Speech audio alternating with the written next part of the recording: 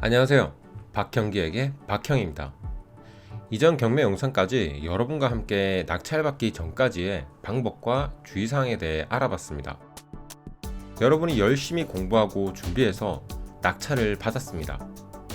그럼 잔금을 납부하고 소유권 이전을 하면 될까요? 맞습니다. 그런데 잔금 납부 및 소유권 이전을 하기 전에 몇 가지 미리 준비하시면 좋은 것들이 있습니다. 오늘은 낙찰받고 준비해야 할 것들이 무엇인지에 대해 알아보도록 하겠습니다.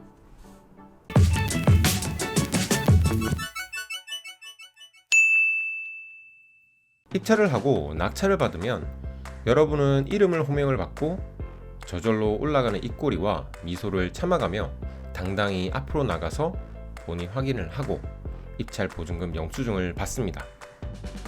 이전 영상에서 말씀드린 무효나 매각 허가 결정 취소와 같은 일이 없다고 하면 여러분은 낙찰일로부터 잔금 납부까지 한 달에서 한 달 반 정도의 시간을 가지게 됩니다.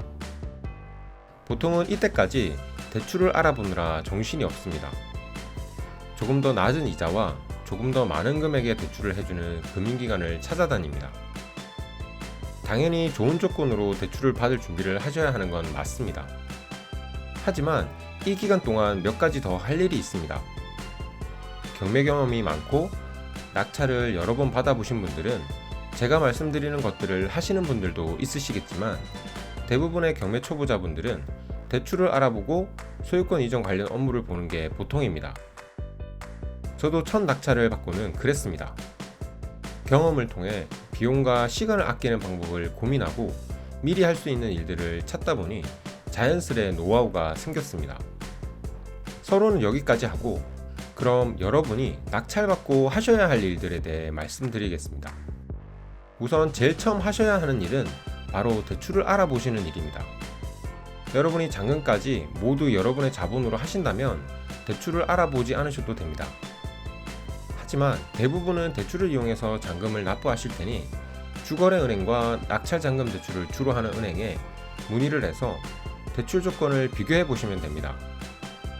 대출을 알아보시는 건 알아서 하시겠지만 대출 규제가 심해지고 있는 만큼 대출 금액과 대출 가능성에 대해서 금융기관에서 확답을 받아 놓으시는 게 좋습니다. 여러분의 채무 비율이나 신용 등급에 따라서 예상 대출 금액만큼 대출이 나오지 않을 수도 있기 때문입니다. 그 다음 하셔야 할 일은 명도 준비입니다. 명도에 대해서는 따로 영상을 만들 계획인데 보통의 낙찰자분들은 잔금을 모두 납부한 후 명도 준비를 하십니다. 차근차근 준비하시는 것도 좋지만 잔금 납부까지 적지 않은 시간이 있기 때문에 이 시간을 잘 활용하시는 게 중요합니다. 여러분이 채우가 매수인이 되셨으면 빠른 시간 내에 소유자나 임차인을 찾아가서 연락처를 주시고 명도 준비를 하시는 걸 추천드립니다. 명도는 얼마나 빠른 시간 안에 적은 비용으로 하느냐가 관건입니다. 명도가 늦어지면 대출을 해서 잔금 납부를 한 후부터는 대출 이자가 발생하고 인테리어나 공사도 늦어지고 그 시간만큼 시간적으로나 금전적으로나 손해를 보게 됩니다. 채무자 혹은 임차인 입장에서도 낙찰이 되었다면 취하를 준비하지 않는 이상 빨리 낙찰자를 만나서 명도 합의를 하는 것이 좋기 때문에 여러분의 연락을 싫어하지만은 않을 겁니다.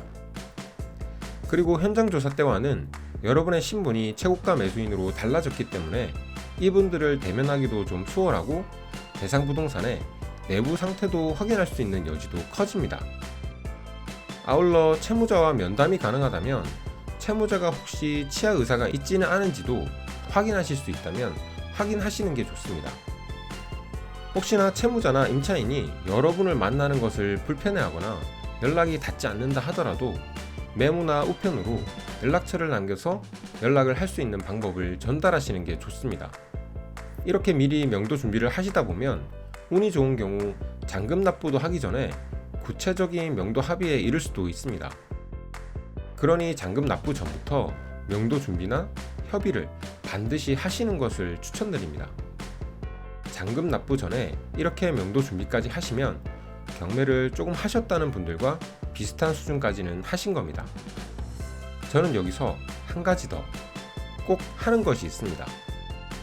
이건 낙찰을 여러 번 받아보셔야 알게 되는 정말 꿀팁입니다.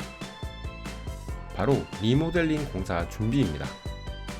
아직 잔금 납부도 안 했는데 벌써 리모델링을 준비한다니 의아하시겠지만 명도를 끝내기 전에도 인테리어 견적을 내고 공사 일자를 잡는 것은 얼마든지 가능합니다.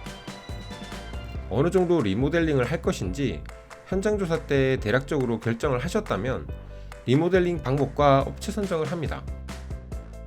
저는 반셀프 인테리어를 주로 하지만 인테리어 경험이 적다면 처음부터 셀프로 하는 것은 무리가 있으니까 대부분은 업체에 맡기시는 편이 공사 기간을 줄이고 하자 문제도 줄일 수 있습니다. 만약 업체에 맡기신다면 내부 확인을 한 내용을 토대로 어떤 부분을 리모델링 할 것인지를 가지고 업체에 견적을 내보시면 됩니다. 낙찰 물건 주변 업체의 경우 내부를 보지 않아도 동호수만 가지고도 대략적인 견적을 내주는 곳도 많습니다. 가성비가 괜찮다는 업체를 수소문해서 몇 군데에서 견적을 내보시고 해당 업체가 명도가 끝날 때쯤 바로 공사를 할 수 있는지도 미리 문의를 해두시고 명도가 끝나면 바로 리모델링을 할 수 있게 준비를 해 놓으시는 겁니다. 리모델링 부분도 다음에 조금씩 다루겠지만 일단은 여러분이 수익 분석에서 미리 책정해 놓은 리모델링 비용 안에서 견적이 나온다면 후기나 평가가 괜찮은 업체에 맡겨서 진행을 해보시는 걸 추천드립니다.